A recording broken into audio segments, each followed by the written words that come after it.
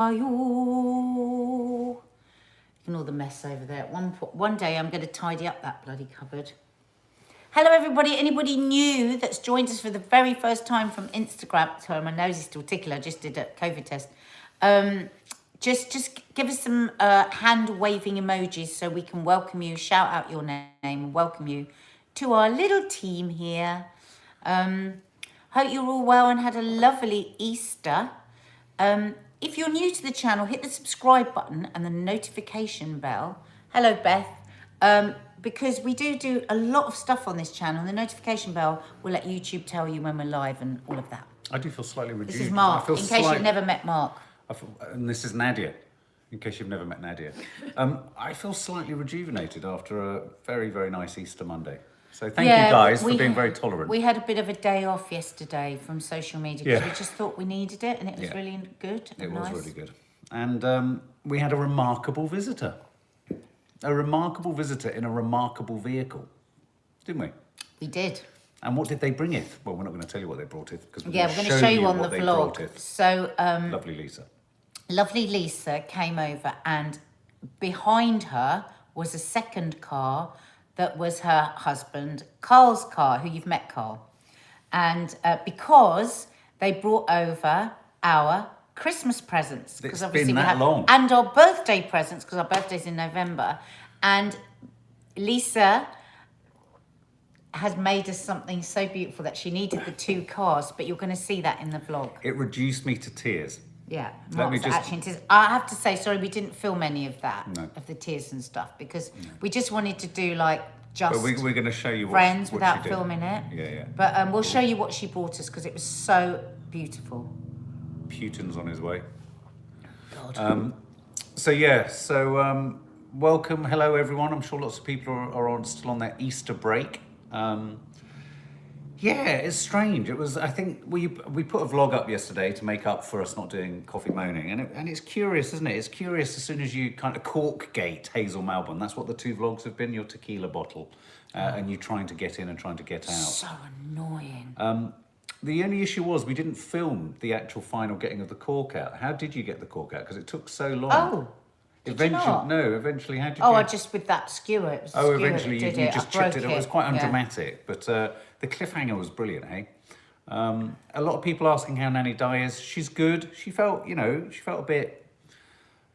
bit sort of down. She's a bit knocked by it. As anyone would be. And she'd also just had her second jab as well. But she's good. She's at home. Hi, Denise Nelson-Gale. Of course, we've been saying to her all along, come over, but she doesn't want to. She's just really not wanted to. So, anyway,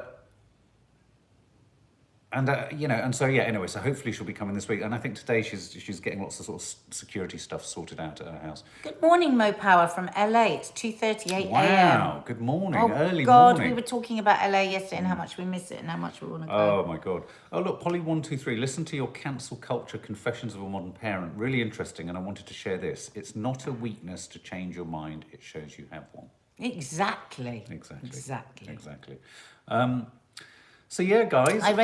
By the way, guys, I read every single one of your comments underneath our HRT podcast this morning.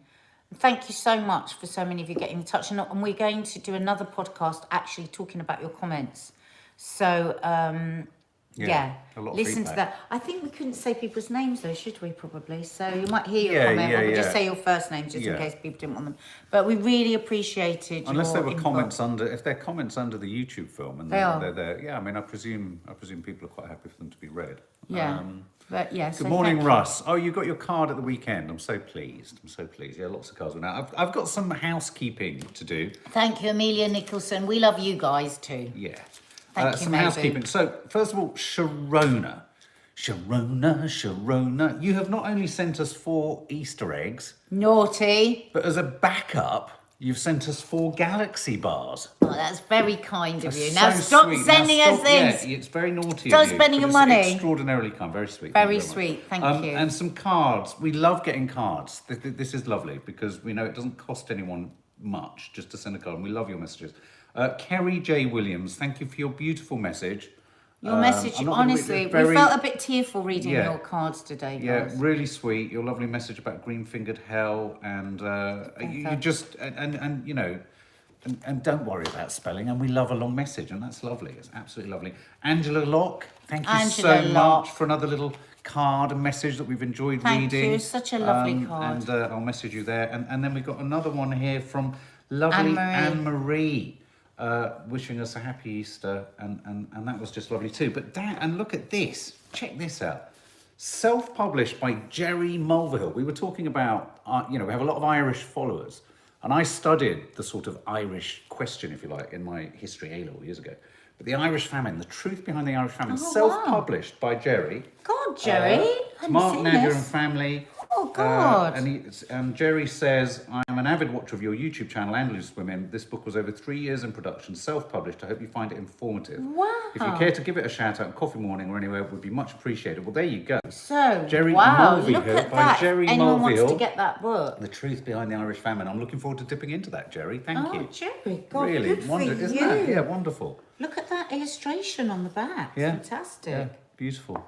All about, I'm really looking forward to just poring over that. That's one of those, wonderful tabletop books, but, about a very important part of Irish history. God, yeah, I just don't, I remember learning just a wee bit about it at school, but Absolutely. this is really, Really really beautiful. beautifully put together. Great illustrations. And paintings. Oh, I love the paintings. Yeah, really A amazing. lot of illustrations and paintings. Yeah. So where can people buy that if they want to I buy presume, that? is it on Amazon? I don't know. I presume it's on Amazon, but search that. There's the title. So that was just an absolute treat, And some a very sweet message finally from lovely Karen, saying thank you for keeping me entertained in lockdown with your YouTube channel, and you've sent, which we're not going to show it now, but we're going to feature it in the vlog. A beautiful throw for Nanny Di. She's not going to know what to do with it, but God, it's so lovely. That couldn't come at a better time. But we will vlog. She given loves that. all the throws and stuff that you people, Yeah, that you absolutely. guys have given her. Oh my God! Yeah. The patchwork quilt. Every time she comes, she says how gorgeous it is on her bed. Sure does. And your dad loves his as well. We just Really flashed really that. kind, really sweet. Careful, no, it's where you can get the I thought book, there was an darling. address. I'm not- Just making sure there wasn't I'm an not address an on it. idiot. I was just making sure there wasn't I an just address. wanted, because we've shown the lovely book, just if people wanted it and they Yeah. wanted an autograph, but it's jerrymulvihill.com. Mulvihill. Mulvihill. MULVIHILL.com. Yeah, sorry. Jerry with a J. Yeah. Thank you, Jerry. Really appreciate it. Yeah, really, really kind. Thank you. Shoving me like a nutter No. underneath it. I was worried that Jerry Mulvihill's address Do you would be think they there. can't and that see would be you? Well, you couldn't read Go his in. name. Because I didn't have my glasses on, because you always steal my Yeah, glasses. but hang on, these are my glasses. No. So you couldn't read his name, so you might not have seen that They there was are an not address on yours, the those back. are my ones. These are mine. You gave them to me. There's There you a go, weird Jerry. light on here. Well, at least, pardon? I look a bit weird. I look a bit No. yellow. It's the iris has been tweaked. We keep being blown up, so you can't do anything about it now. Okay. So what's big in the news this morning? What have you heard in the news this morning, Nadia, that snagged your interest? Well, again, you know how I keep banging on about how AstraZeneca, the press around AstraZeneca is starting to feel, to me, a bit manipulated. You know, I was just flicking through and there's just headlines, and all the headlines just tip you towards thinking, oh God, this is another disaster with Oxford AstraZeneca. And I just, more and more, I have this feeling that there is some sort of foul play going on, because AstraZeneca are offering this vaccine with no profit throughout the pandemic. And of course, none of the other vaccines are doing that. So for instance, today there was a headline that if you didn't then read below it, you would think that America had cancelled all their orders with AstraZeneca. Not yet, Erin, no. But actually, what when you read the story, it was actually about a plant. Where did you think you knew where the I plant think was? there was a plant in Baltimore where something Baltimore. like 50 million... 50 they had to million chuck out 50 vaccine. million. Now, that was nothing to do with the vaccine. That was to do because the thing is, all over the world, there are different people that have pitched in to make the vaccines, I suppose, different plants. And they just, this particular plant hasn't been up to the job. So now Johnson & Johnson have taken over the production of Oxford AstraZeneca. But it's nothing to do with the actual vaccine. Then Then what was the other one? I mean, there's just a lot of this stuff. Also, this is the thing that interests me. Chile, who's very far ahead with their vaccinations. Chile in the title, yeah. There was a lot of stuff around about how, they're having to go into another lockdown. And I think they're one of the most vaccinated countries, aren't they? After maybe America and Israel. And it was like, right, okay, so we've got this news and they're saying maybe the vaccines aren't enough, but there's no sign of what the particular vaccine Chile has used. So I thought, well, this is odd, because every tiny little thing, any little bump with AstraZeneca, it's a big headline. It is interesting, isn't it? So I had to look up through one after another article to actually find, because I wanted to know, what vaccine did Chile use? Yeah. And actually, Chile, the majority apparently of their vaccines are from China, are the Chinese vaccine. Now, they have also made orders of AstraZeneca, Moderna, right. But they were very ahead with their orders. Right. So who knows? I mean, they might have to go into lockdown because the Chinese vaccine isn't as efficacious as we first led to believe. And I just think, I don't know, I just feel uneasy. I just feel like there's a bit of something going on and I don't know what it is. We have said this before. I mean, it does seem strange that the one vaccine that around which there's less profit, right across the globe. Yeah, absolutely. Well, not affordable. I do apologise for us actually. looking slightly radioactive. We look really weird. But it's because a finger hit the screen when and I can't do anything about it. The camera's iris is over irising, so sorry. Oh, is that what it is? Yeah, can't do weird. anything about it. I just want to share a message. I've just seen it go up. Gemma Johnson is asking for a shout out for her mother-in-law. I was just jotting it down. Debbie Roberts, who very sadly at 57 has stage 4 lung cancer. Oh, no. And has essentially been told she has several months to live. So this is a shout out to Gemma Johnson's mother-in-law, Debbie. Oh, Debbie. Sending a huge, huge amount of love and just, you'll just fight it. You'll be fine. So it's just sending all our love. It's just, Gemma and Debbie, I don't know what to say. It's just so it's Gemma. It's Gemma's mother-in-law, Gemma. Debbie. Yeah, I mean, you've just literally got to take that one day at a time, haven't you? Yeah. And find what you can in the time that you have. But yeah, we're sending you all our love. And everyone is sending all their hearts, all lots their prayers, of hearts. And precious days. So yeah, look, everyone's sending hugs to you both. Oh, that's sweet. I do love you. I do love this community. You're always so kind. You just feel this swell of kindness. Incredibly compassionate. So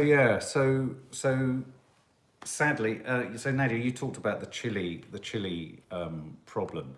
The Chile virus surge. So you're suggesting that perhaps the Chile virus surge was a consequence. It could be more than likely a consequence that the vaccine isn't as efficient as they would like to think. Well, no, who knows? But basically, what happened was because they were very, very ahead, they opened everything very quickly. They allowed a lot of travel. I think they recorded like 5 million people changing provinces, because even now they're saying be careful about moving around even too much in this country, aren't they? It's not a very big population, so actually. 16.9 million. Yeah, I had an idea that it was a massive population. No, I mean, was if really you think surprised. about it, but most of Chile is, I mean, I've filmed there, and most of Chile is the Andes, it's mountainous. So I don't know why, I just thought there was, but so yesterday Whitty commented on this. It was one of the questions. We didn't actually see the press conference yesterday, but it was one of the questions, and he said, listen, because it was around, are we going to still have to have lockdowns even though we've got a high vaccination rate? And he said, listen, there are so many factors that will contribute to what's happening in Chile, and we have to watch very closely. He said, what vaccine, the timing of the vaccine, the lifting, but again, he said, we have to remember that the way that we're doing it for a reason. Cautiously, every 5 weeks, looking at the data and then lifting or not. And I think from that suggestion, he was saying that isn't what's happened in Chile. So, yeah. I mean, in Israel, things are absolutely brilliant. But again, they have to look at the timings and the... Well, and the sad fact of the matter is we're entering, month 4 of 2021.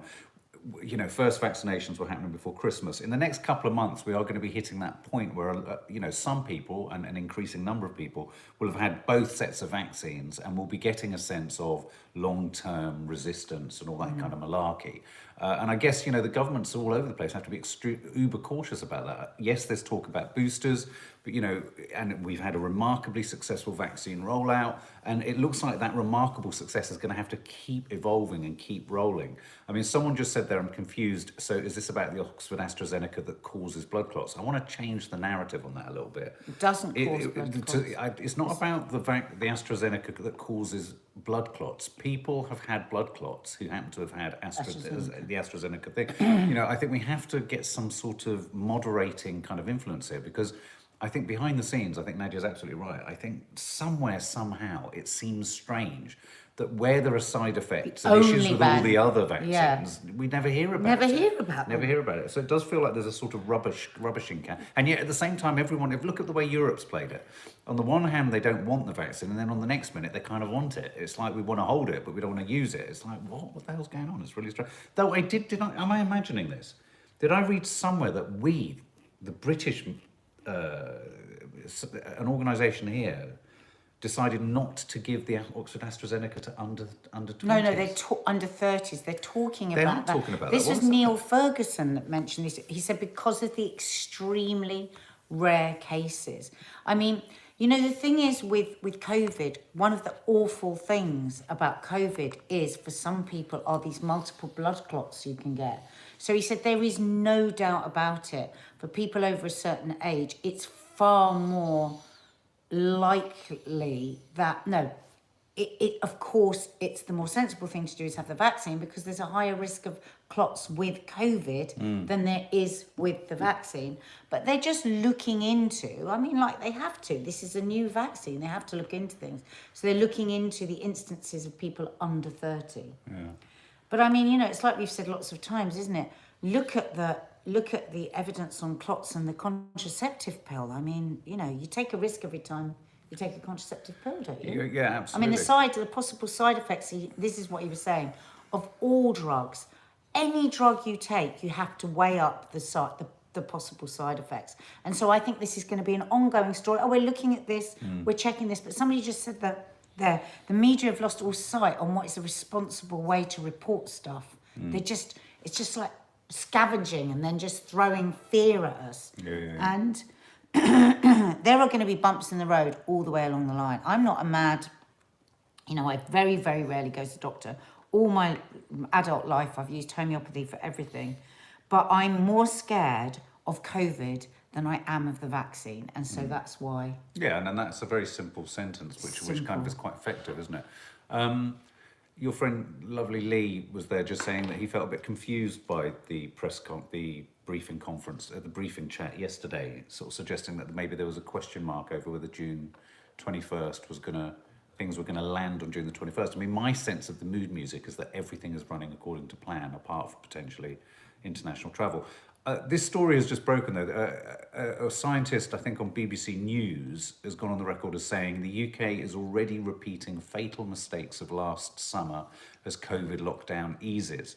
The UK is, and so this scientist... I have to say, this scientist, I'm going to say this Debbie outright, Shrudhart. She has been the harbinger of doom all the way through this. Yeah. It's like whatever happens, whenever I see her face pop up now, if someone is to go, oh God. Global Public Health. She's the chair of Global Public Health at Edinburgh University. Edinburgh University. No, I know her very well. I don't know her, but every time I see her, oh God, here we go. Right. This is going to all be bad news. But what's she saying? Because we're all coming out too fast. Well, I think the suggestion bit. I'm sensing.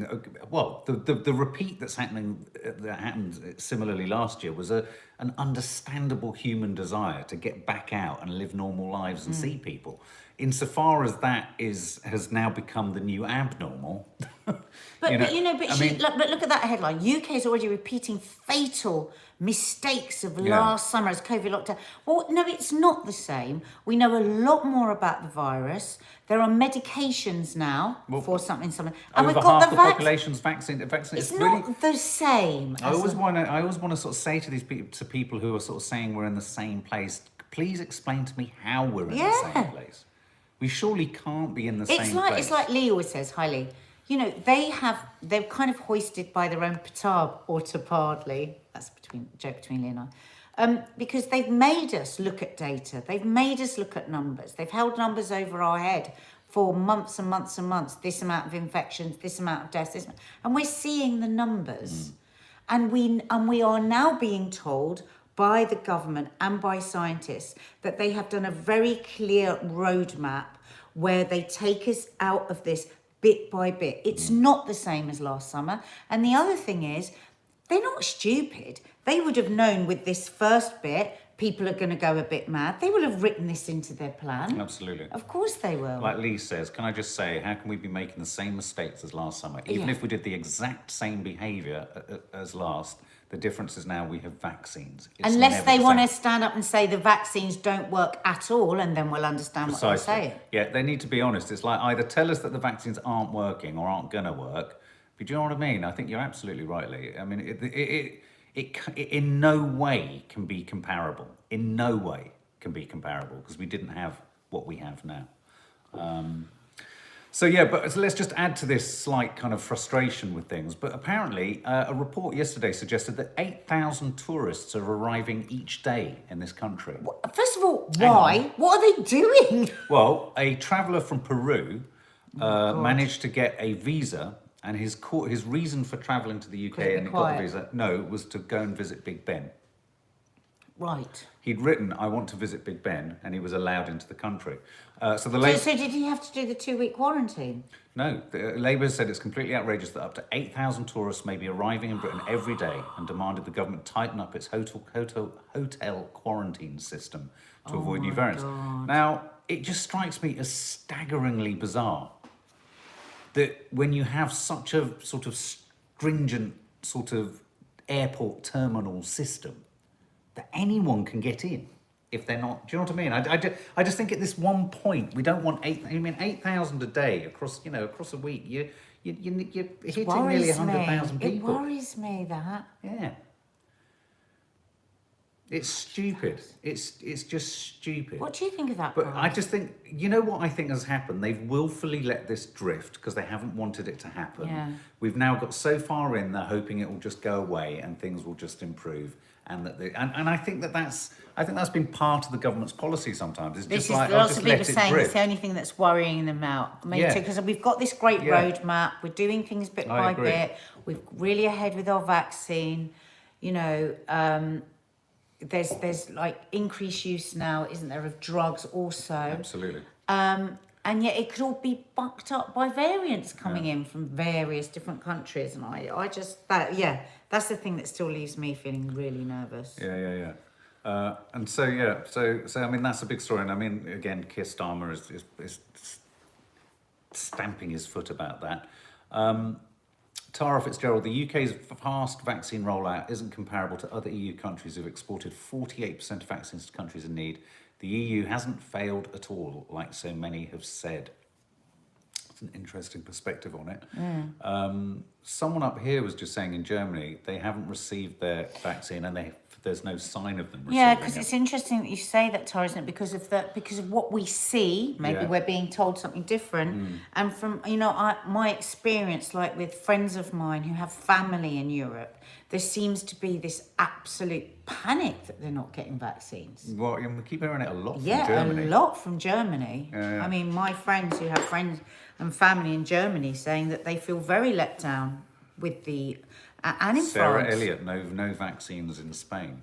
So, And in sorry, is France. Tara suggesting that that's because Europe have allowed so many vaccines to go to poorer countries? Is that? I don't know if that the was the suggestion. I mean, I don't necessarily. I mean, that might be the narrative I that don't the think EU that's is. why people aren't getting vaccines in the EU. It seems to me that there's been a lot of, I think the AstraZeneca, again, all the bad news around AstraZeneca, and people haven't wanted that because they've been really fearful of it. Yeah, I do Because worry things- that I think there's a lot of unease amongst European populations, national populations, and I think some governments may well be trying to use politicising the vaccination rollout and trying to sort of point the blame in other places.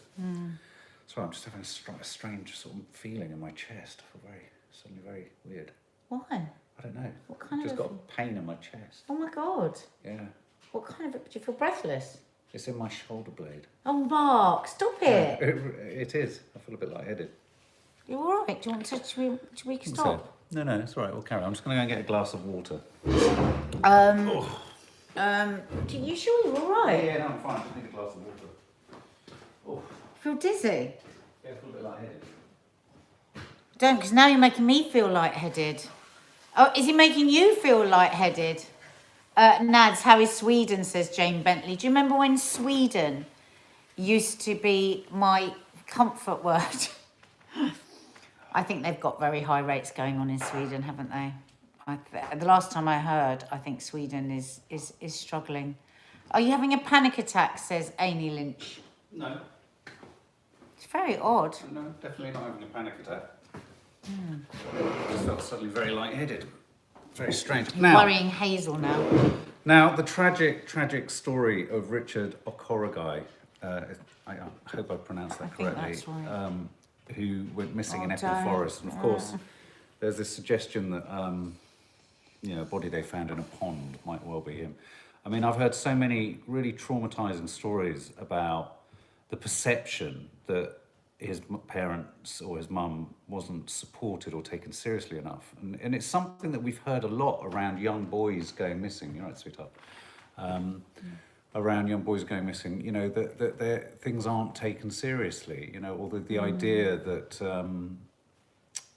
that when it comes to young boys, that it's a sort of Teenage expected boys, part of what... a lot of people's experience has been, where's he gone? What's it? The idea that he's gone to a party or he's gone this and he's gone that, and we certainly know of stories like that, and I think hopefully, again, this is something else that will hopefully inspire some change on this, because not every teenage boy that goes missing has just gone mad on drugs at some party. Which, of course, the police aren't like that with everybody, but we've heard that a number of times to the point where it worries us. That's the experience that people have had now. Because the rumours around this were that there was a police officer that said to Richard's mum, if you can't find your son, how do you expect if you don't know where your son is, how do you expect us to know? Of course, we don't know yet. I don't think that's been, it's that rumour, isn't it? So I'm sure all of this will come out. But meanwhile, oh my God, his poor family and that poor boy. I mean, when you hear of the fact that he was shielding for most of this year because he had sickle cell anemia, what is that like for a teenager? I know. And there's so many of them. At least our kids have had, because they weren't shielding, all those time when there were freedoms, they could enjoy them. But shielding is a whole different, and we know we have many shielders here as well. So just our heart goes out to all of you. Incredibly challenging what you've had to endure. And obviously we still don't know what events led to this, but they are saying now that it matches the body matches his descriptions. And I mean, one of the things that, and I'm not suggesting for a minute this is necessarily it, but it feels like it could be. Mental health crises that are happening. I mean, it's a very weird atmosphere out on the streets from so many different angles. And I saw somewhere Kate Garraway was talking about her fears for the safety of her children, and she was talking about it from many sort of a multi-pronged sort of thing, whether it be their mental health, whether it be their physical safety, violence, whether it be sexual harassment. I've been out on the streets a couple of times in the car and on foot, and all I'm going to say is this: I have a real concern about a febrile atmosphere amongst men, and that could stretch towards either violence towards other men. It's like people have been let out of the tense. hatches. Yeah. And I think we all need to just have our wits about us and just be on guard and be mindful. And and as parents, you just feel slightly like, yes, there's the kind of, we're going to talk about this in this week's Confessions of a Modern Parent. There's the summer of love, there's the freedom, and that's all lovely. If you're young, single, without connections or dependence, that's well and good. That's great, and that's as it should be. But there are lots of other things to worry about. You know, there are lots of, and I am worried that we're going to see, as we see a bursting out of mental health problems, which are for sure going to happen, you know, the downside of many mental health conditions is really negative behaviour. Yeah. You know, negative social behaviour. And as Lee says, unemployment rises means mental health problems will rise, crime will rise, antisocial, etc., knock-on effect, exactly. And I think it's really important to understand that a lot of these news gatherings, so when you see these stories of, you know, people going out and being able to sit outside pubs, they're kind of talking about, huge swathes of the population that can do that. But there's also enormous swathes of the population for which sitting out in a sort of all bar one scenario is considered just is a different life. It's just a different life. It doesn't relate to anything. And so what I'm saying is I'm already seeing and sensing just around us that there is a sort of raggedness to things, to people's frames of mind, tempers are short, road rages are, you know, so I think it's just, again, wherever one can just input a degree of calm and slowness into things, I think it's really important, because I think, you know, it's going to be very unusual. I've read something else the other day called return anxiety. Apparently there's something called return. A lot of people, even people who never had anxiety about going out, are really struggling with the concept of returning to people have said that to me. People that were like really life. Very much into a social life and have got real anxiety about it, and I get it. Yeah. No, Maddie's friend didn't get found. No. I mean, that's why, again, this Richard story has really affected us quite a lot, because it just reminds you of what families are going through. And what families are going through. It's just awful. Yeah. Okay, guys. Well, look, we're gonna go. Obviously, in the title was a chat about certificates versus passports. We've kind of done that a lot, but it's everywhere in the news. Just to say, it's everywhere in the news. Which is more ethical, a passport or a certificate? I mean, I think we just have to recognise that. How about this? For anyone who's really worried about a passport or a certificate as an infringement of rights and a potential for prejudice to develop, what about it's just a temporary thing? Do you know what I mean? It's just whichever one. It's temporary. It's keep it temporary. I mean, they do say, even the most miserable people do say that, you know, even the ones that are saying we might need to keep a level, some sort of social distancing, say that we should have this sorted within a year. Yeah. Because the medicines, we talk a lot about the vaccines, but there are also a lot more medicines now for treating COVID. So it's not going to be forever. That's the way we have to think about it. Absolutely. Things will get better bit by bit. And guys, just a little note on what I was saying there about the contraceptive pill and clots. Of course, still,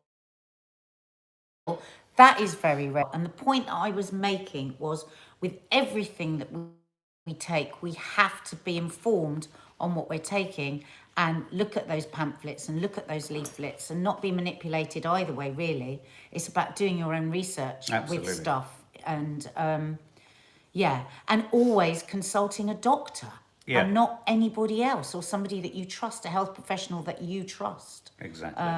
There's been a lot on social media about the contraceptive pill and the fact that the sheet that you get with the side effects is this big, and it's good to have a read of them. It's just good to have a read of them. But consult your doctors first, guys. Exactly. That's the way. Exactly. Listen, so guys, lots and lots have of a love. lovely day. Don't forget, Mark will be doing his live cook on the members area, and I will be doing a meals in minutes for the main channel today. I am feeling better. Thanks, guys. So please hit the subscribe button and the notification bell so that you know when we're putting things up. And also, if you've enjoyed spending time with us this morning, if you'd hit the thumbs up icon underneath our little bodies here, that would be lovely too. Take care. Hit the thumbs up, guys. Lots Stay